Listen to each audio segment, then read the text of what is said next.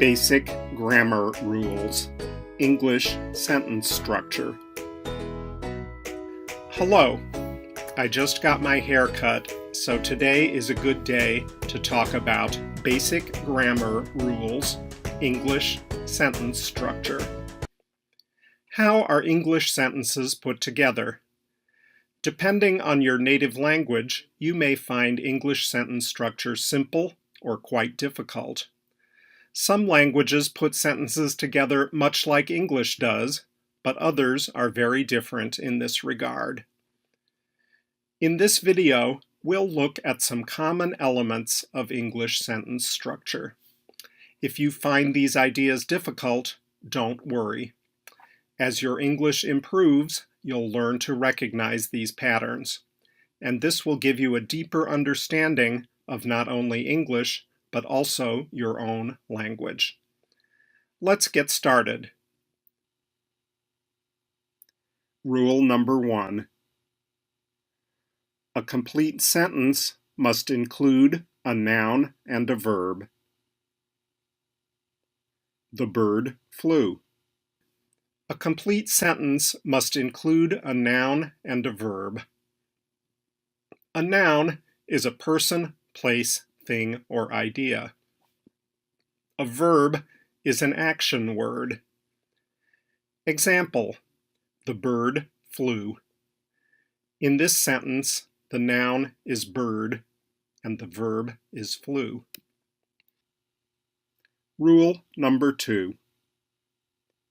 A complete sentence must include a subject and a predicate. The angry bird flew quickly across the sky. A complete sentence must include a subject and a predicate. The subject refers to the person, place, or thing that the sentence is about. The predicate describes the subject or what the subject is doing. In "the bird flew," the subject is the bird and the predicate is flew. As the sentence gets more complicated, it becomes more clear how subject and predicate are different from noun and verb. Example: the angry bird flew quickly across the sky. In this sentence, the subject is the angry bird and the predicate is flew quickly across the sky. A noun is just one word. A verb is just one or two words, but the subject and predicate may have several words. Again, the subject is what the sentence is about, the thing in the sentence that is carrying out an action. The predicate describes what the subject is doing or undergoing, or what it is like. Rule number 3. The only exception to the above rules is the imperative sentence. Go away. The only exception to the above rules is the imperative sentence. This is a sentence type in which the speaker instructs or commands the person to whom they are speaking. In this type of sentence, only the predicate is required. Example: go away. This is a complete sentence with a predicate and no subject. In an imperative sentence, the subject is implied. It is the person being instructed. The example above means you must go away. Rule number 4. Adjectives can go directly before the noun they describe, or after it if separated by a verb. The angry bird flew.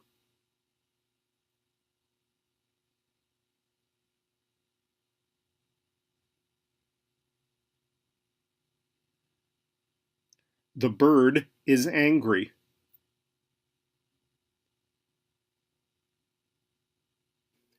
Adjectives generally go directly before the noun they describe, but you can use a linking verb to write a whole sentence where the adjective describes the noun. Let's see how this works. An adjective is a word that describes a noun. Example, the angry bird. When the adjective is in the subject part of the sentence, it goes directly before the noun. Example, the angry bird flew. The subject here is the angry bird, and it includes both the noun bird and the adjective angry, which describes it. You can also put an adjective after a linking verb. Is, looks, and seems are common ones. This is called a predicate adjective or subject complement. Example, the bird is angry. In this example, the subject is the bird and the predicate is angry. The predicate consists of the verb is and the adjective angry. Rule number 5. A compound subject includes 2 or more simple subjects. The bird and the plane flew. What happens if your sentence has 2 subjects? We call this a compound subject. Compound subjects are created through the use of conjunctions. Conjunctions are connecting words like and, or, and but. Example, the bird and the plane flew. Rule number 6.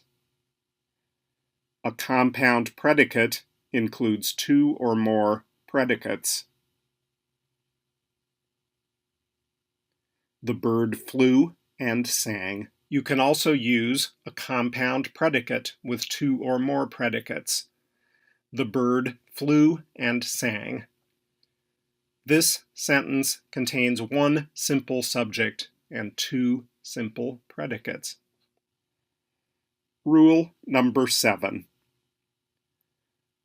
A compound sentence includes more than 1 subject or predicate. The bird sang and the plane flew. If you have a compound subject or a compound predicate, or both, your sentence is called a compound sentence. A compound sentence may also consist of multiple independent clauses. The bird and the plane flew and the bird flew and sang are both compound sentences because they each have more than 1 subject or more than 1 predicate. A compound sentence does not require a compound subject or a compound predicate, however. Example, the bird sang and the plane flew. This example of a compound sentence does not include a compound subject or compound predicate. Instead, it consists of 2 independent clauses. What is an independent clause? Rule number 8. An independent clause consists of a subject and a predicate, like a complete sentence. The plane flew. An independent clause consists of a subject and a predicate, like a complete sentence. You can separate it from the rest of the sentence and it will still form a complete sentence. In the sentence, the bird sang and the plane flew, the independent clause, the bird sang, is connected to the independent clause, the plane flew, by the conjunction and. Both the bird sang and the plane flew are complete sentences. Rule number 9. A dependent clause cannot form a complete sentence without additional words. When the bird sang. A dependent clause cannot form a complete sentence without additional words. A clause is any phrase which includes a noun and a verb.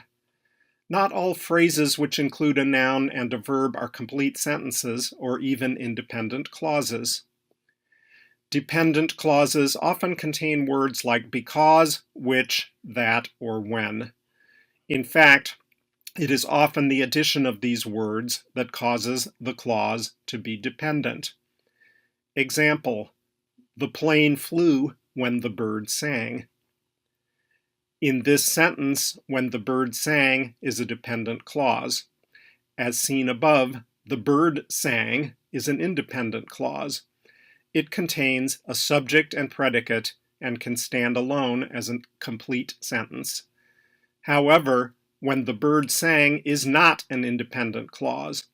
The phrase makes sense only with additional information and additional words, which is why it's called dependent. What happened when the bird sang? The plane flew.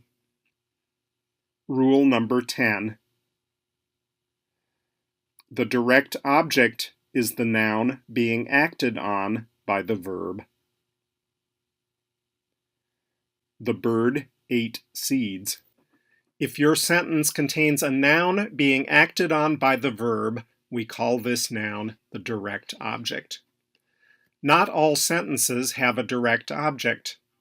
If the verb in your sentence refers back to the noun alone, the bird flew, there is no direct object. But what if the verb shows that the subject is doing something to someone or something? Example, the bird ate seeds. In this sentence, the direct object of the verb ate is seeds. The seeds are the noun that the bird, the subject, is eating. Without the seeds, the bird would be eating nothing. In other words, the bird is acting on the seeds. Rule number 11. An indirect object is a noun indirectly affected by the verb. The bird gave the seeds to me. An indirect object is a noun indirectly affected by the verb. Some verbs can have direct objects and indirect objects. The indirect object is often connected by words such as to, at, or toward. Example, the bird gave the seeds to me. This example has a subject, direct object, and indirect object. The subject is the bird, which is the noun performing the verb gave. The direct object is seeds, which is the object the bird is giving. Without the seeds, the bird would be giving nothing. The indirect object is me, connected to the direct object by the word to. It's not always necessary for the words to be in this order. In fact, this sentence can be formed without the word to and still have the same meaning. Example, the bird gave me the seeds. Though the order of the words has changed, seeds is still the direct object of the verb gave, and me is still the indirect object. Rule number 12. When written in passive voice, the object of the verb becomes the subject of the sentence. The bird ate seeds. The seeds were eaten by the bird. In a passive voice sentence, the object of the verb becomes the subject. Passive voice refers to sentences where the object on which the verb is acting replaces the subject in the sentence's structure. Example, the seeds were eaten by the bird. Rule number 13. Conjugations of the verb to be are essential to passive voice. The seeds are being eaten by the bird. Conjugations of the verb to be are essential to passive voice. Many words are versions or conjugations of the verb to be. Is, are, Was and were are all versions of it, in addition to words you might expect, like be, being, and been. When a conjugation of to be comes before another verb, it is usually an indicator of passive voice. The following example demonstrates how other conjugations of to be could function as the helping verb in the bird seed example. The seed was eaten by the bird. The seeds are being eaten by the bird. The seeds have been eaten by the bird. The seeds had been eaten by the bird. In each of the above example sentences, the meaning is changed by the choice of helping verb, but in all of them, the relationship among object, subject, and verb remains the same. Rule number 14. Sentences written in passive voice can omit the subject of the acting verb.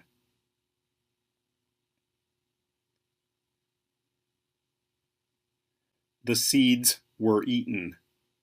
Sentences written in passive voice can omit the subject of the acting verb. Since the sentence has a new subject, you can leave the original subject out. Because the object of the verb eaten has become the subject of the sentence, this is a complete sentence with a subject and predicate. The fact that the subject of the verb eaten has been removed doesn't make the sentence incomplete. Rule number 15.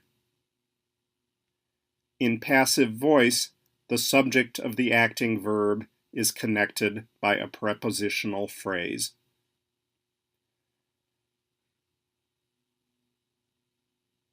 The plane was flown by the pilot.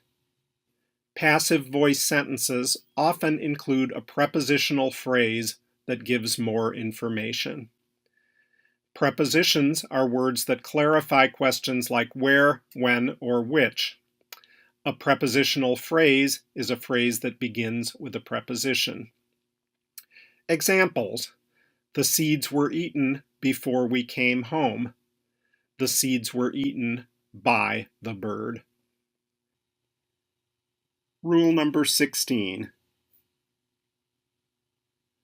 Prepositional phrases are sometimes separated by commas.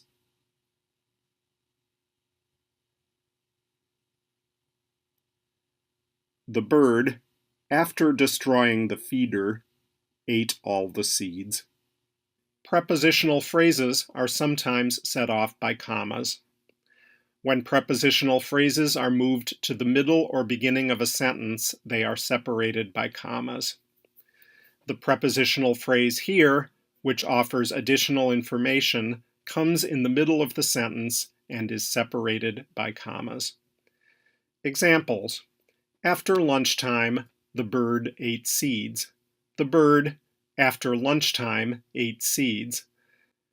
The seeds under the table were eaten by the bird. This sentence features two prepositional phrases. Under the table clarifies where the seeds were, and by the bird clarifies the subject of the verb eaten. Rule number 17. Adverbs function like prepositions. They answer the question, how?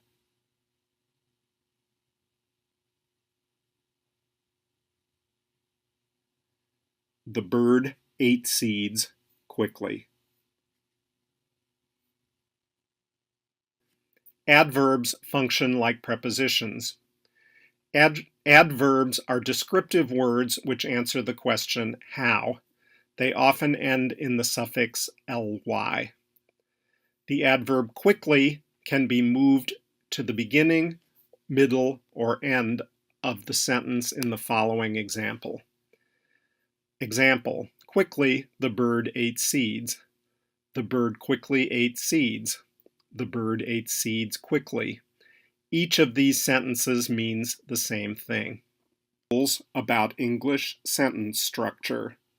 Some of these may seem difficult, but if you become familiar with these patterns, you will learn not only to understand English better, but also your own language.